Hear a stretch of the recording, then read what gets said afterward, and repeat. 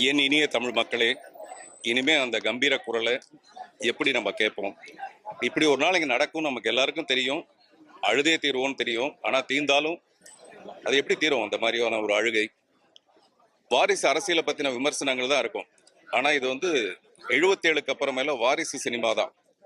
ஒரு குழந்தைக்கு அப்பாவுடைய சாயல் இருக்கான்னு பார்ப்பாங்க. 77க்கு அப்புறமேல வந்த இயக்குநர்கள் எல்லாருக்கும் பாரதி ராஜாவோட சாயல் தவறாம இருக்கும். அப்படிப்பட்ட ஒரு பெரிய சினிமா சமூகத்தையே உருவாக்குனவர் பாரதிராஜா சார்.